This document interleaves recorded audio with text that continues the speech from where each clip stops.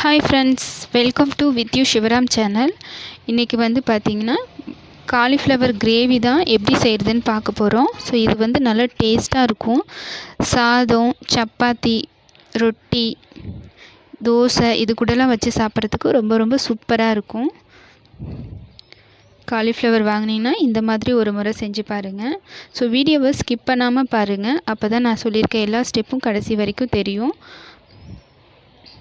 நம்ம சேனலை சப்ஸ்கிரைப் பண்ணாதவங்க சப்ஸ்கிரைப் பண்ணிவிடுங்க. பெல் பட்டனையும் கிளிக் பண்ணிவிடுங்க. இது என்னுடைய அன்பான ரிக்வெஸ்ட்டு.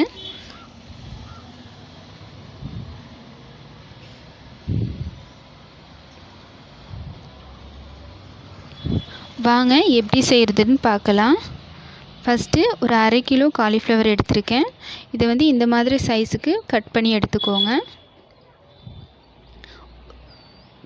கொஞ்சமாக தண்ணி, அது கூட கல்லுப்பு ஒரு கைப்பிடி அளவு, 1/2 டீஸ்பூன் மஞ்சத்தூள் இதை சேர்த்துட்டு நல்லா இந்த தண்ணியை கொதிக்க வச்சுட்டு, கொதி வந்ததுக்கு அப்புறமா காலிஃப்ளவர் அதை சேர்த்துட்டு 1 நிமிஷம் கொதிக்க வச்சுட்டு அதுக்கப்புறம் அதுலேருந்து வடிகட்டி எடுத்து வச்சுக்கலாம்.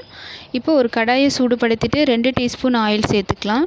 சின்ன வெங்காயம் ஒரு 15 10 அல்லது இந்த பல்லு சேர்த்துட்டு இந்த அளவில் சேர்த்துட்டு நல்லா வதக்கிக்கலாம். வெங்காயம் வந்து நல்லா பொன்னிறமாக மாறி வரணும்.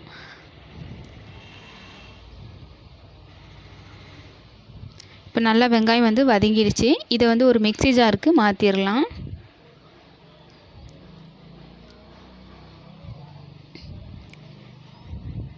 இப்போ இது நல்லா முழுமையாக சூடு ஆறுனதுக்கப்புறமா 2 தக்காளி இது கூட சேர்த்துக்கலாம். முந்திரி பருப்பு ஒரு 3 சேர்த்துட்டு, முந்திரி பருப்பு வந்து இந்த கிரேவிக்கு ஒரு நல்ல ரிச் டேஸ்ட் கிடைக்கும். அதை நல்லா நைஸாக அரைச்சி வச்சுட்டு ஒரு ஓரமாக இருக்கட்டும். இப்போ அதே கடாயில் 1 டீஸ்பூன் எண்ணெய், 1 டீஸ்பூன் கீ சேர்த்துக்கலாம். நெய் சேர்த்துட்டு அது நல்லா காஞ்சதையும் 1 பட்டை 2 கிராம்பு சேர்த்துட்டு கொஞ்சமாக ஏலக்காய் 2 ஏலக்காய் சேர்த்துக்கலாம். நான் வந்து பொடியாக அரைச்சிட்டு சேர்த்துக்கிறேன். அது கூட இஞ்சி பூண்டு பேஸ்ட் 1 2 தட்டிட்டு 1 டீஸ்பூன் அளவுக்கு சேர்த்துட்டு இதை நல்லா வதக்கி விட்டுக்கலாம். இஞ்சி பூண்டு பேஸ்ட் நல்லா வதங்கினதையும் நம்ம அரைச்சி வச்ச தக்காளி, வெங்காயம், முந்திரி இதோட பேஸ்ட்டை வந்து சேர்த்துட்டு இது நல்லா எண்ணெய் பிரிஞ்சு வர வரைக்கும் நல்லா வதக்கி விட்டு எடுத்துக்கலாம். இப்போ பாருங்கள், நல்லா வந்து எண்ணெய் பிரிஞ்சு வந்துருச்சு. இந்த டைமில் 1 டீஸ்பூன் காஷ்மீர் மிளகாய்த்தூள், 1 டீஸ்பூன் குழம்பு மிளகாய்த்தூள், 1/2 டீஸ்பூன் மஞ்சத்தூள் இதெல்லாம் சேர்த்துட்டு ஒரு 5 நிமிஷம் நல்லா வதக்கி விட்டுக்கலாம், பச்சை வாசனை போகிற அளவுக்கு.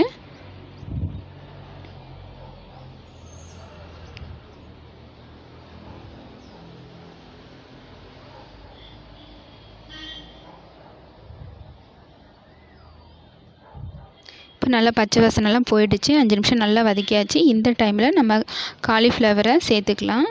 இப்போ இந்த மசாலா வந்து இந்த காலிஃப்ளவரில் நல்லா கோட் ஆகிற அளவுக்கு நல்லா மிக்ஸ் பண்ணி விட்டுக்கலாம்.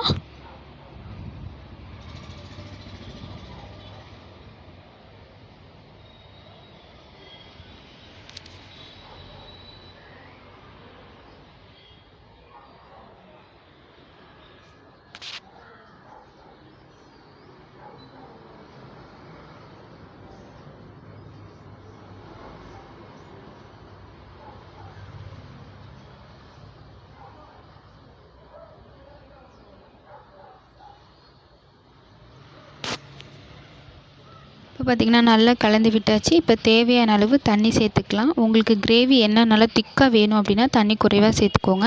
இல்லை கொஞ்சம் லிக்விடாக வேணும்னா அதுக்கு தகுந்த மாதிரி தண்ணி சேர்த்துக்கோங்க. நான் இந்த காலிஃப்ளவரை மூழ்கிற அளவுக்கு தண்ணி சேர்த்துக்கிறேன்.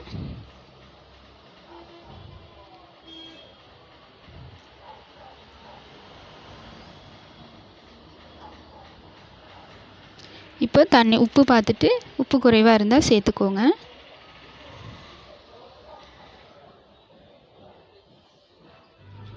நல்லா கலந்து விட்டுறலாம்.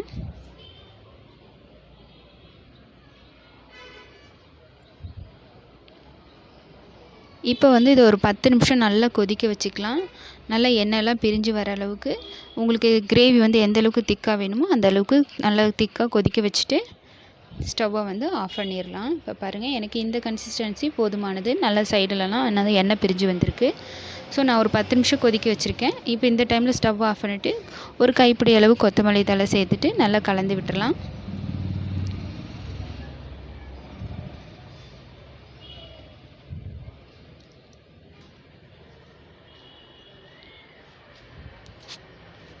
அவ்வளோதான் ஃப்ரெண்ட்ஸ், நல்ல சுவையான காலிஃப்ளவர் கிரேவி வந்து ரெடி. இது வந்து சாதம், இட்லி,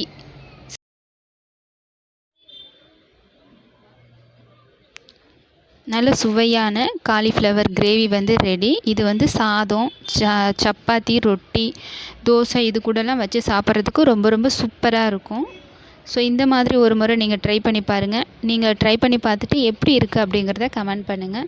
ஸோ வீடியோ பிடிச்சிருந்தா லைக் பண்ணுங்கள், ஷேர் பண்ணுங்கள். மறக்காமல் நம்ம சேனலை சப்ஸ்கிரைப் பண்ணிவிடுங்க.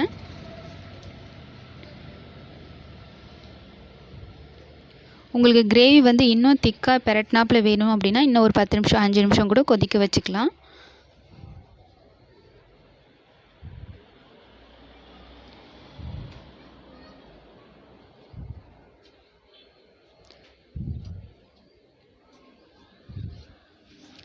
So okay friends, thank you.